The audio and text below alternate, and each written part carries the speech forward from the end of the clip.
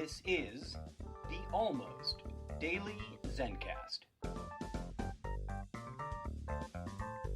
Hello and Namaste. Thank you for tuning in to today's episode. I am your humble host, the incorrigible Mr. Zeppo. Let's get started.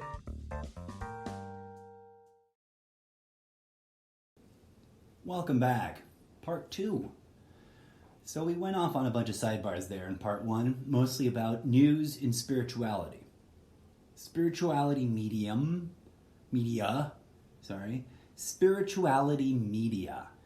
has gone from a very marginalized and ridiculed fringe community to an increasingly accepted and normalized part of the almost mainstream. So what does that have to do with healing?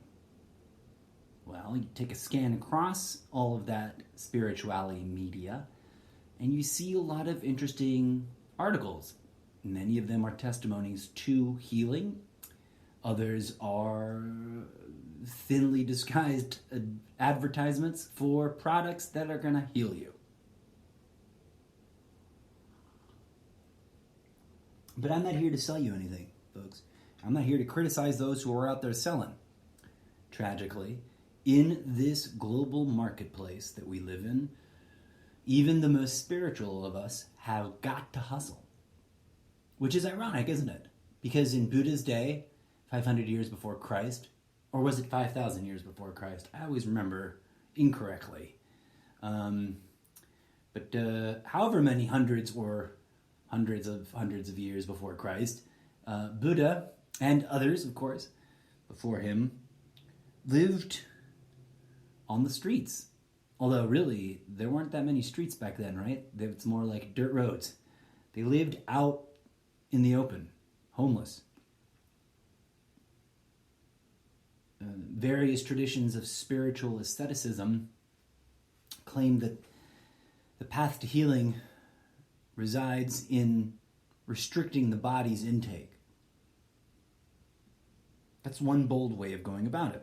Of course, in today's society, that sounds like cuckoo crazy for Cocoa Puffs, man. Because everybody's buying stuff and consuming it.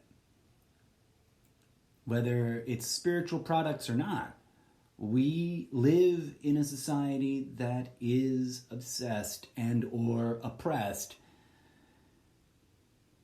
with or by consumption. So where do we get the healing from? Well, let's zoom out. Let's take a reset break here. I wanted to kick off this episode, or this segment of this episode, or this, whatever I call these things. I wanted to kick off part 2 with a quote from, is she a psychotherapist or a psychologist or a, damn it, hold on. She's an MD, but I forget which of the therapeutic, psychiatrist. Oh no, that was the guy giving the endorsement. I think she is a psychiatrist too. She is a practitioner of psychiatry, Anna Yusim. And I stumbled across this quotation as I was wrapping up that last episode, or that last segment, and talking about the news in spirituality. I caught an article that really, I was like, oh wow, that's interesting. I want to get in there and read it. That article was presented by Well and Good, and its headline was 2 psychiatrists explain why spirituality matters.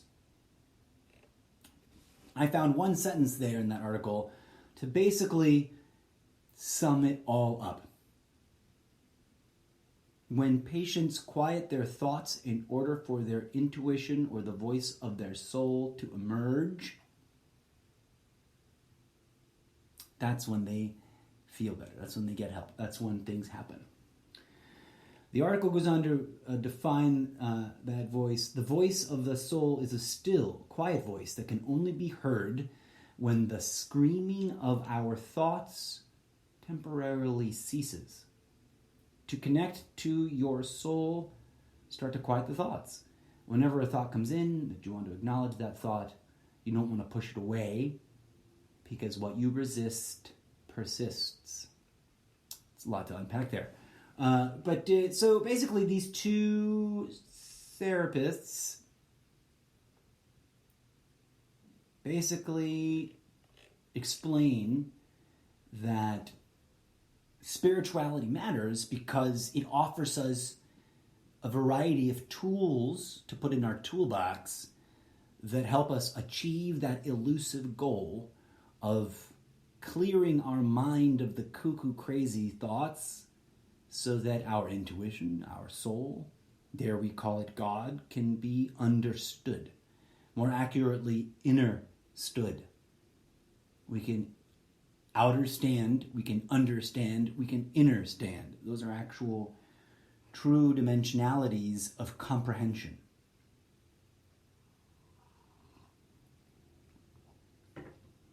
We are being called to heal, right? And so many people are taking up that call and trying to facilitate other people's healing. Which brings me to an interesting article about some new product that's hitting the market. The spirituality market is burgeoning and growing, and it is profitable, and people are bringing technology to it. Now, this has always been an intersection that must be traversed with care. This is both this intersection, this place where markets meet spiritual ideas or practices. It's it's a catch-22. It's a whack-a-mole. It's a weird kind of, what is this stuff we're buying and does it really work sort of concern that we should all be wary of, right? Approaching products that are marketed as spiritual healing products. Everyone's heard the phrase snake oil salesman, right? Everybody's heard that before. If you haven't, okay, now you have. Snake oil salesman. Where does that come from? To the best of my recollection, and of course I could just jump on dictionary.com. Maybe we shall. Oh yeah, I had some other things looked up here for this, but I haven't even gotten to the quote yet. Let's look up snake oil salesman. I'll just look up snake oil. Snake oil. Any of various liquid concoctions of questionable medical value sold as an all-purpose curative, especially by traveling hucksters. Deceptive talk or actions, hooey bunkum. Hooey bunkum. That's a new one. I don't think I've heard that one. I've heard hooey. I've never heard bunkum. The example sentence is, the governor promised to lower taxes, but it was the same old snake oil.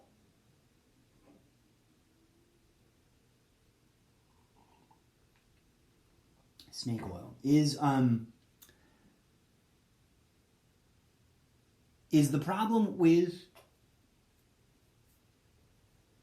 our current growing spiritual market that most of it is snake oil? That's an interesting question. Worthy of becoming its own episode right there. So we're going to put that up on the imaginary board of episodes we got to come back to. Big fat red pin. Boom. But I wanted to introduce you to and give you a quick review of this little promo article that was in Well and Good, or Well Good, Well Plus Good. I don't know. It's got the plus sign in the middle. I'm not sure how I'm supposed to read it out loud. But it was at the bottom of what is never mind. Of an article. That article previously I was talking about where these two psychologists talk about why spirituality matters. The takeaway from that first article was that spirituality matters because it helps you feel good. And if you feel good, things get better. It gives you an arsenal of tools that you can rely on for helping yourself feel good. So It was funny that there was a link to an article, which is basically a product review / ad for a new, for a new product called Wave. It is described in the article as, quote, the experience that blends standard meditation with an immersive modern-day twist of music and the sense of touch and technology. So it's a product of a team, 2 people, Mason Levy and Brad Warsh. They are the masterminds behind Hip Hop Yoga Studio Y7. And the author of the article is apparently an enthusiast of this mastermind team of entrepreneurs, because they write that, funnily enough, it was Hip Hop Yoga Studio Y7 that got this author into yoga back when I wasn't at all before.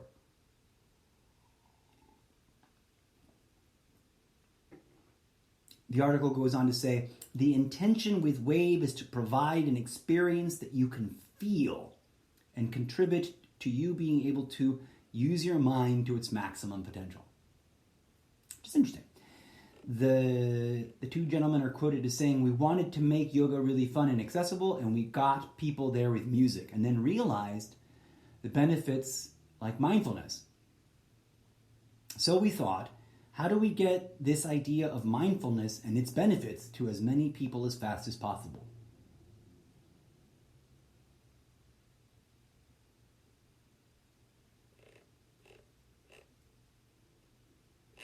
The product is essentially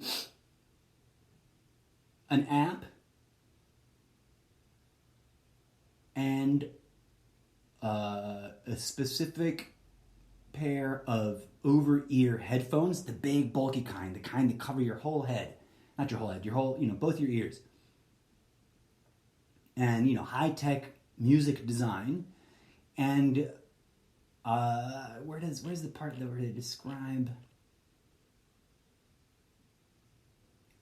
They call it the bolster, which looks like a black memory foam pillow. Now that's $200. This pillow and the headphones. And then for another $99 a year, or $10 a month, you get the app, which apparently gives you unlimited access to more than 80 original music meditation tracks, produced by Warsh and Levy themselves. Hey, even mystics gotta hustle, right? And if this product is serious, it might be very, very, very useful, because as they point out in the article, in postmodern contexts, meditation sounds like a chore or extremely boring. Now, a lot of people don't even know what meditation really is. And sitting there listening to music on a pillow is not necessarily in and of itself meditation.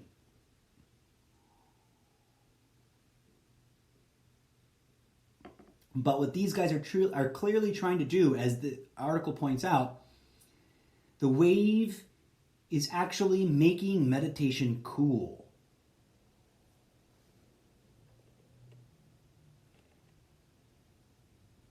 According to the author who tried the product out, I quickly felt intense vibrations buzzing through my entire body, pulsing with the beat of the music, which was very spacey, techno-ish song that made me feel like I was in a planetarium. Then a voice started to guide me through some initial deep breathing, and soon vibrations from the bolster accompanied the experience. Aha! So that's interesting. This pillow isn't just a pillow, it's some kind of vibratory device. The author goes on to say, I felt as if my body was intertwined with the music and my lungs with the beat.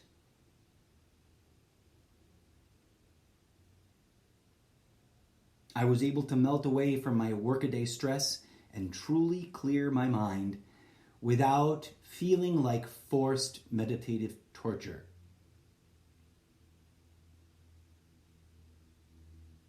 This apparently was a breakthrough product. Now, obviously, this article as genuine as it may be in its enthusiasm, is also simultaneously, of course, part advertising.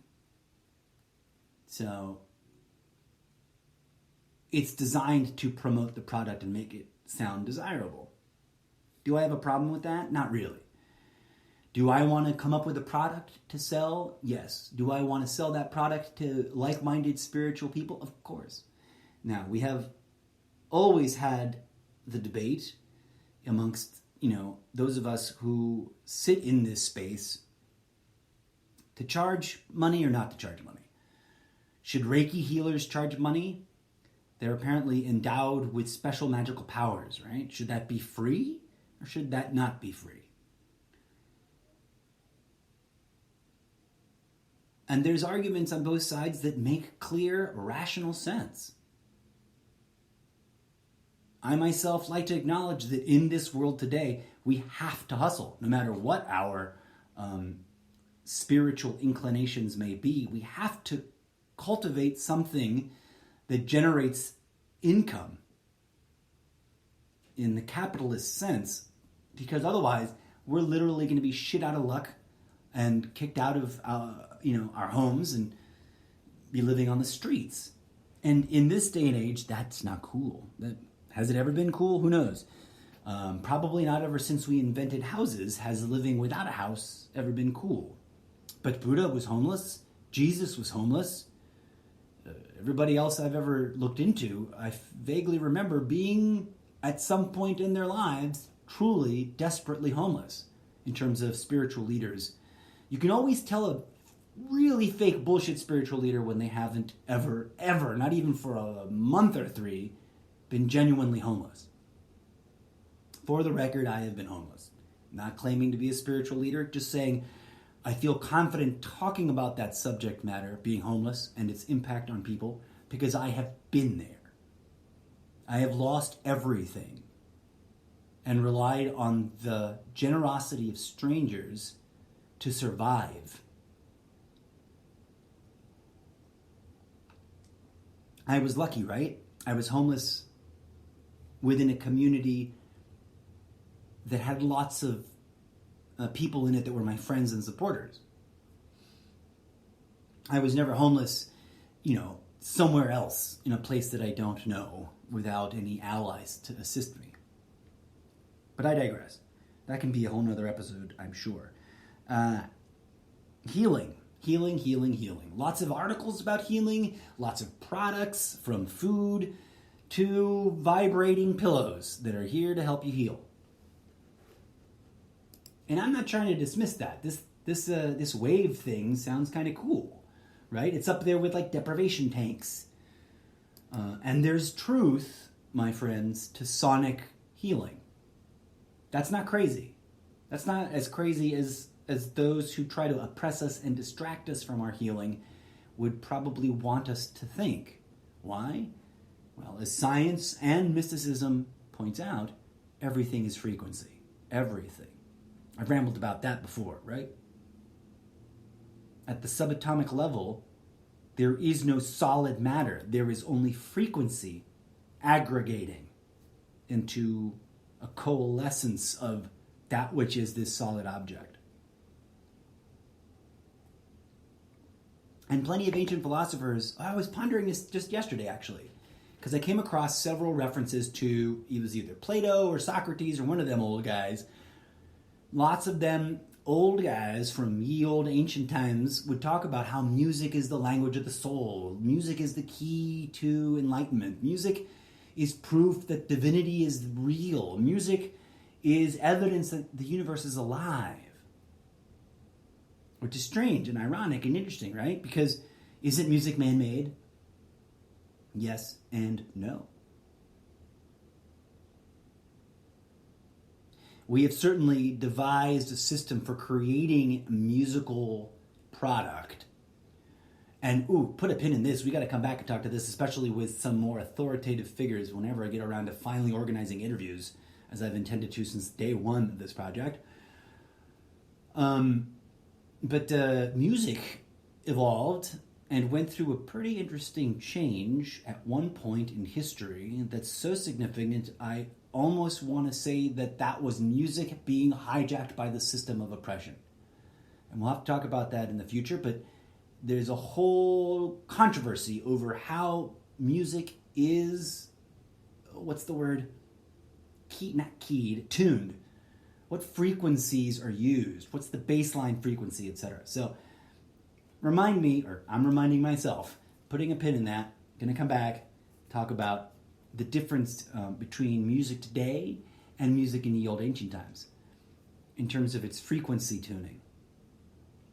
And also, on that, to springboard away from it, isn't it fascinating how, okay, ancient Greeks and Romans from that era talk about music a lot and harmonies and how that's all powerful and meaningful, and it should be central to our practice. And yet we don't have a lot of evidence or examples of what music from that era was like. Why is that? Let's return to that in a future episode. Right. I certainly didn't kick off this episode with this quote. We're already 21 minutes in, but here we go. From Anna Yusim, the psychologist in that article I was referencing, that talks about why spirituality matters.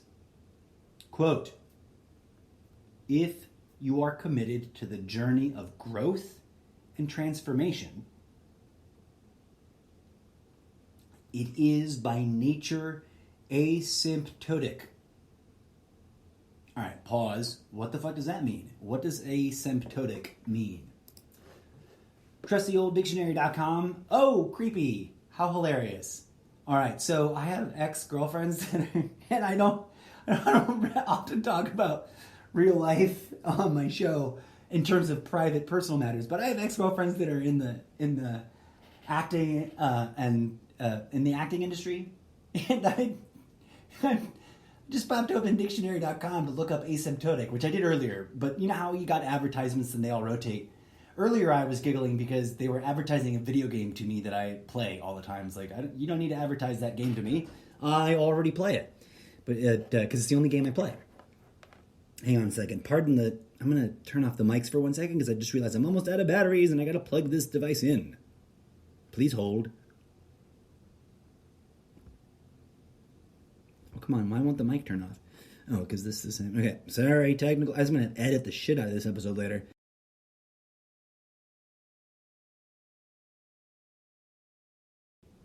Okay. Hopefully me putting the charger in didn't cause a lot of crazy noise for anybody listening live, which I don't know that there are any, but I digress. What I was tripping about just now, I'm still laughing. Holy shit, it's hilarious. But there's an ad for Big Pharma on this page. It just cycled in, right? Because those things cycle. They refresh and give you new ads. But the smiling face advertising this pharmaceutical drug is one of the most important ex-girlfriends in my life, which is hilarious. And I'm not going to say any more. I doubt she's listening, but for whatever reason, should she happen to be listening, because she doesn't know that it's me. Who wouldn't know that it's me? My voice is my voice, right? Anyways, it was just weird and disarming and kind of hilarious. And she probably still doesn't like me very much because we ended our relationship on the rocks and not on good terms. It's one of the few that ended that way. But for the record, I have done nothing but beg the universe for forgiveness for my part in that, and offered nothing but endless spiritual forgiveness towards her. Although I don't know that I'll ever be able to say that to her face. I feel better having shared that now. Okay. Wow. Random. Sorry for that sidebar. That was hilarious. It's really distracting to have her face right there. Whew. Okay. Asymptotic. According to dictionary.com, it's an adjective dealing with mathematics. The first definition is one of those kinds of definitions that make me crack up, because you're not supposed to define a word using the word that you're defining, but here we go. Definition number 1, of or relating to an asymptote. By the way, this word is spelled asymptotic. Asymptotic or asymptotical. Definition 2, of a function. approaching a given value as an expression containing a variable tends to infinity of two functions so defined that their ratio approaches unity as the independent variable approaches a limit or infinity. Definition 4, of a formula, becoming increasingly exact as a variable approaches a limit, usually infinity. All right. Asymptote is defined now in mathematics. A straight line approached by a given curve as one of the variables in the equation of the curve as it approaches infinity. So I guess one model that might help us understand asymptotic real quick is that idea of if you have a line, let's say you have a yardstick, right? You can cut that yardstick in half, and then you have half a yardstick, right? Well, then you can cut that half a yardstick in half, and now you got 1/4 of a yardstick. You can take that 1/4 of a yardstick, cut it in half, and you have another fraction of a yardstick, right? I forget what, 1/8 of a yardstick? Or going up by multiples of 4, multiples of 2, duh. Used to be really good at math. Etc. This process of dividing a line in half, while at first seemingly has a limit, right? You're going to run out of stuff. Well, not in pure mathematics. Perhaps eventually you'll get to a nub of a yardstick that's impossible to break in half, and you'll call it done. But mathematically speaking, you can zoom into that nub of your yardstick and measure a distance and cut that distance in half. Set everything aside, get that remainder, zoom in further, measure that distance, cut it in half, and that process can repeat infinitely. There's no end. You can continue to divide any given length in half forever. Why? Because you can always zoom in closer, right? The only boundary to that is the subatomic. You get to a point where, boom, suddenly you're in the subatomic realm and you can't cut anything in half anymore because it's vibrating nothingness and there's nothing to cut. But at that point, you've already transcended infinity because subatomic is beyond infinite, right? Because it's literally void, manifesting vibrational frequencies and coalescing into form. Confusing. Anyways, let's get back to this quote. Quote, if you are committed to the journey of growth and transformation, it is by nature asymptotic. Dash. You can get closer and closer and closer, but never arrive.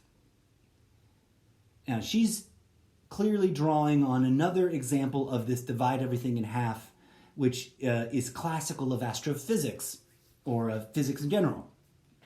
If you're on another planet and you're traveling here to Earth, theoretically, according to Einsteinian physics, or Newtonian physics, or the confluence of, well, yeah, Einstein gets into the subatomic stuff, so according to traditional physics, before we get into like phase theory and string theory and all those theories that came after Einstein, if you're traveling in space and space is expanding, you can do the opposite of cutting a length in half forever. You can perpetually double a distance between 2 points and never get there.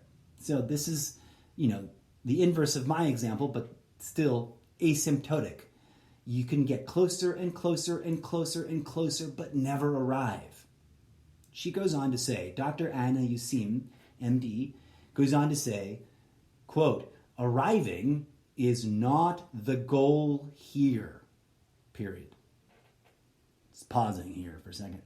That's profound and true and applicable not just to the specific instance of or circumstances she's talking about, but to life itself. Arriving is not the goal here.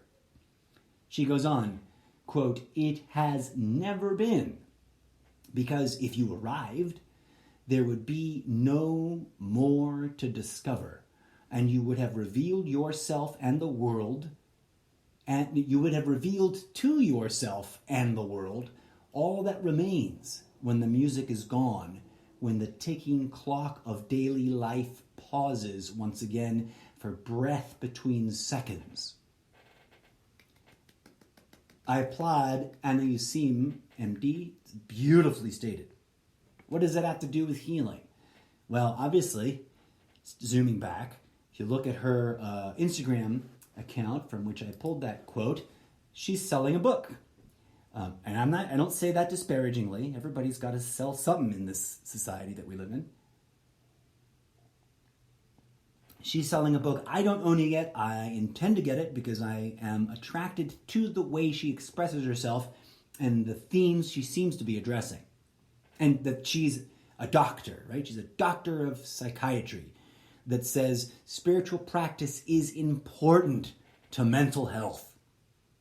That's shocking, right? She's not just peddling big pharma. Her book is called Fulfilled: How the Science of Spirituality Can Help You Live a Happier, More Meaningful Life. Beautiful. Well, anyways, I wanted to shout out to her and honor her by reading that because, I stumbled into all those things. And I also wanted to, her page links to many other pages, and randomly as I was flipping through things, I jumped on one of those links to another account on Instagram called Mind Body Green. And I just wanted to read this post because I really appreciated it from their stream. I don't know who the quote is attributed to because there's no author listed. So it might be somebody on their staff. It might be an anonymous from history kind of thing. Don't know. Doesn't matter, right? Here's the quote. Love doesn't just sit there like a stone. It has to be made. Like bread, remade all the time, made anew. That's a powerful thing. Let's unpack it. Oh yeah, I totally bookmarked sidebar and breaking back. I bookmarked the website to the Wave thing because I wanted to see if they had they got a film. So I wanted to check that out. And I wanted to see later if they had samples of what kind of music they've produced. So those guys are selling you a $200 product. Oh, by the way, you got to pay $100 every year. That's the new sort of baseline subscription cost for the most progressive of, especially seems to be on the Apple side of the Apple Windows divide. It's like $10 a month, $100 a year, boom, done. Everybody can afford that, right? No, lots of people can't afford that, but that's not my point. My point is that there's a lot of products out there. Some of them sound great. Some of them sound like snake oil. And it's really, really difficult discerning which ones are which. Let me tell you something that I don't think even our dear Dr. Anna Yusim, who I'm become a fan of, she might not appreciate me saying this in conjunction to her book.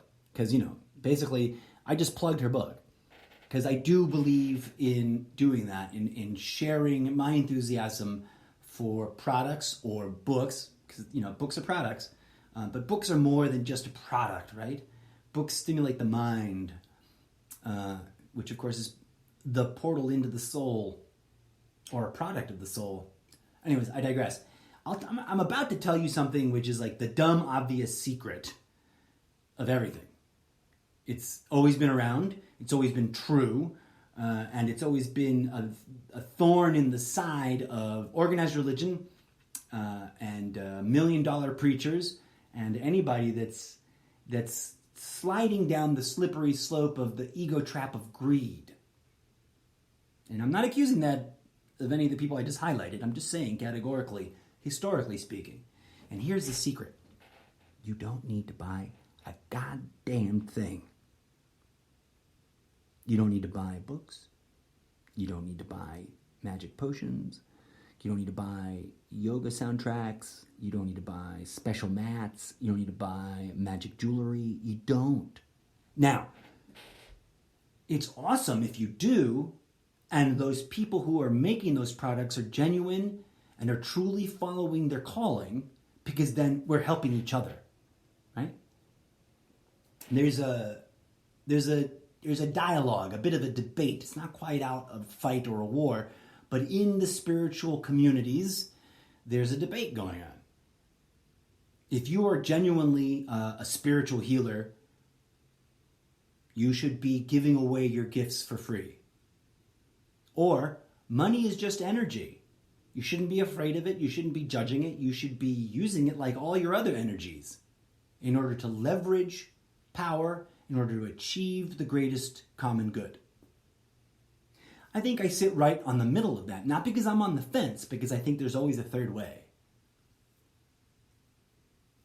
I think that if we are on the side of making money in this capitalist society as spiritual people, we expose ourselves to the risk of sliding into the slippery slope ego trap of lusting after more and more profit.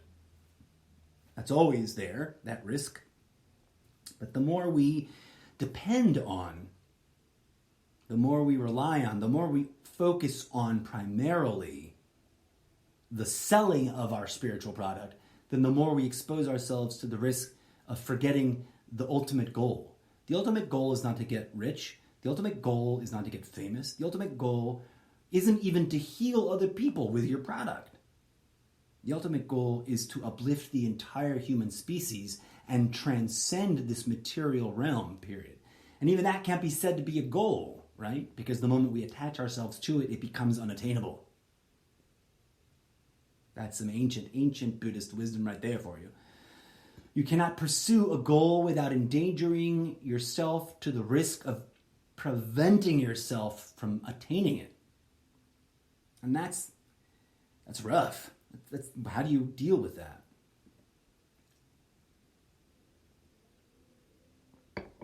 First things first. Healing is not something that anyone can do to you. I've talked about this before, and I talked about it in medical terms. The doctor does not heal the body.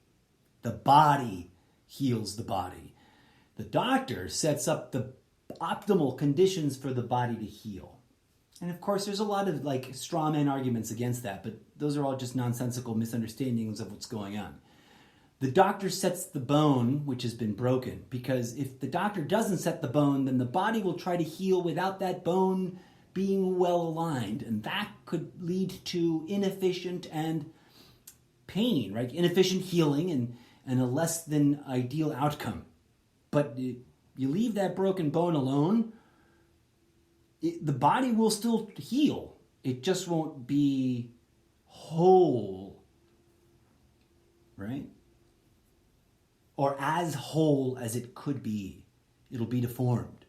It'll become subpar. The doctor sets the bone well, given, bon chance with the actual fracture, it isn't too fucked up of a fracture, then the healing will be more efficient, more effective. Drugs don't heal you. Drugs, at best, offer your body materials that activate or empower or facilitate natural organic healing procedures that are known by the body. My evidence for this is simple. Do you know how to grow your own hair? No, of course not. You don't consciously conduct that business, do you? Of course not. When you nick yourself shaving, right? Not to go down the rabbit hole of whether or not shaving is a good idea. When you nick yourself shaving or you give yourself a paper cut, you don't physically mend that rip in your skin. Your body does. And you don't consciously conduct that with your brain thinky thoughts. Something deeper than your word-makey box is what's running that show, right? And we, as a species, have definitely developed methodologies of destroying ourselves that outpace the natural default speed of our body's own healing. But that shouldn't stop us from understanding that healing is something the body does, not the doctor. Well, having said all that, let's transition to the mind or the soul or the spirit or the whole nexus of internal phenomena, non-physical internal phenomena. We, as a people, in this postmodern context, neglect that there is trauma, there is damage, there is injury there that we need to heal. And that's what we're really interested in. That's what my calling is really all about. I don't call myself a healer because I understand that I am not the one doing that. At best, I'm facilitating others in doing that for themselves. The only person I can heal is me. Right? And even then, me, the ego box, is not the one doing the healing, but rather the quieter, more subtle, less obvious aspects of my being are the ones, that's where that wisdom resides, right? My ego mind, my sentence making, I like to call it the sentence making box, that part of me that does all the rationalization, it does not know. How do I know that he doesn't know? Because I can ask myself right now, hey, me, how does the body work? All I can do is point to you towards things I have been shown, right? That indicate others have studied the body and have gained insight into some of the mechanisms it utilizes within itself. But even then, like, we can describe the cellular procedures ad nauseum. But then, do we still know how those cells do it? Or more aptly, can we describe how those cells know how to do it? Not really. Not with words. But I can assure you from personal experience, from direct personal experience, phenomenological internal experience, that one can understand what healing is. How do we jumpstart this process? What is healing and how do we jumpstart it? Healing is returning towards wholeness. A reunification of that which has been rendered not whole. A reintegration of things that have been ripped apart. Psychologically, emotionally, intellectually, spiritually speaking, the species is traumatized. Every last motherfucking one of us. Not just because of the last 3 years, not just because of our entire lifetime, but because of everything that's ever happened.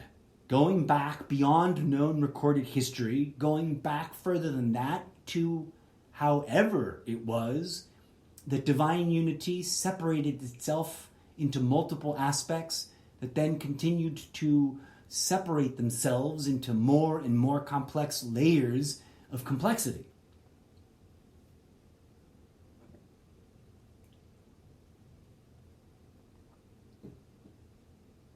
At some point, though, sort of after we started living in societal clusters and before we acknowledged that we blew ourselves up and had to start over again, we became fascinated with a kind of self-abuse. We became fascinated with taking from each other. We became fascinated with gathering more and more. And that causes trauma. No matter how much entertainment, no matter how much titillation, no matter how much apparent satisfaction it may bring, there is a kind of violence in greed. There is a form of trauma in profiteering.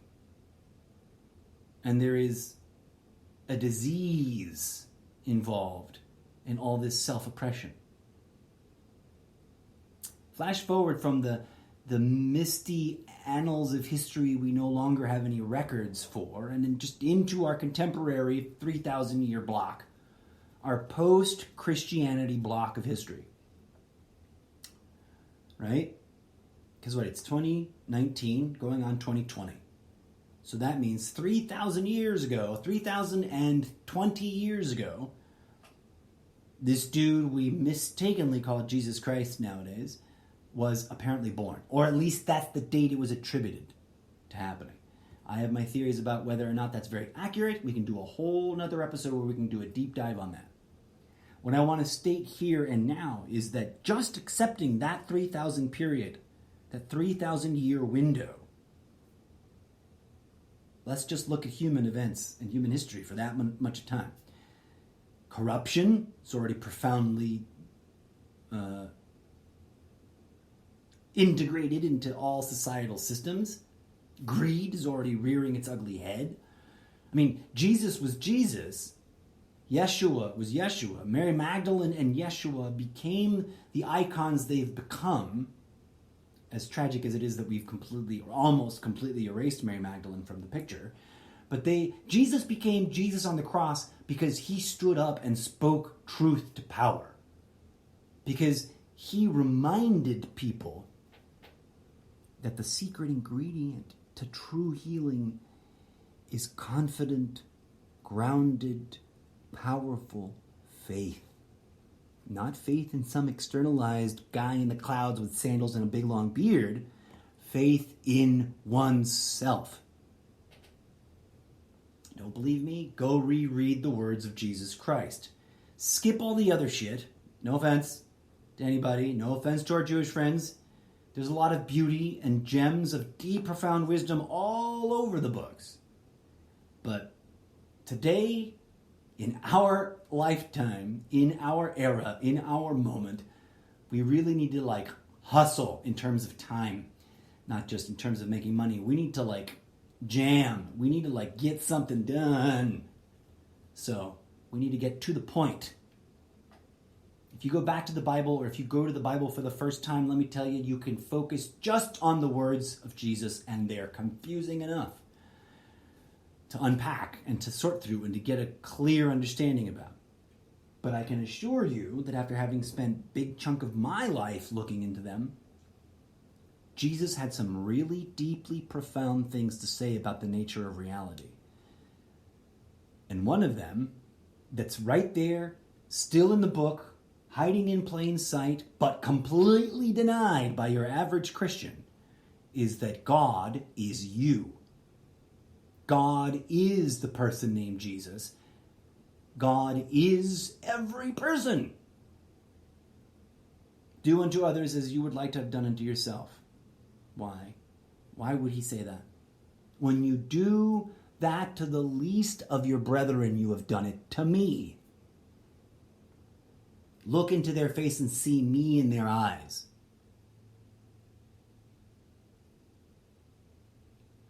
Yeshua was saying that, what's the final one there? It's the faithful can get something along the lines of, entry into heaven can only happen through me.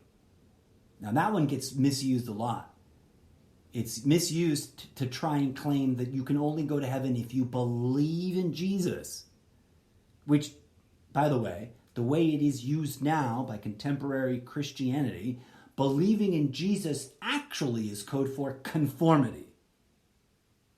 Jesus was not a Christian. Jesus did not speak truth to power in order for everybody to believe in him.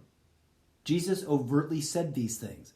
Jesus taught forgiveness, love, and unconditional healing. Sorry, unconditional should have been right before love. Jesus taught unconditional love, spiritual and powerful forgiving, transformative forgiveness, and, dare I say it, magical healing. He wasn't a doctor. He didn't use surgical tools. He laid hands on people. Now, this is where we get the notion, the misuse of that imagery is where we get the notion that only special magical people have the special magical powers to do the healing unto others. That's a load of horseshit. If you dig deep and you look past the dogmatic corruption in the derivative versions of the Bible and go way into the older school versions of the Bible and commentary about those, and by Bible here I really just mean the Gospels, it will be clear as day that what Jesus was doing was empowering those that were healed to heal themselves. He was sharing his power as someone that was fully healed, as a human being that understood God was him, not the other way around. He was then lending his power through the physical contact, arguably a form of Reiki. They don't use that word now in any of the teaching. But if you compare Reiki healing to laying of hands, it's the same thing. It's just different vocabulary being invoked. That's what healing is. Healing is energy transforming the physical. Where does energy come from? That's the question. All right. I'm going to leave you on that cliffhanger, my dear friends, and we're going to come back for part 3 in just a bit. As always, I humbly thank you for listening, and I pray that peace, love, and grooviness is blossoming in your heart.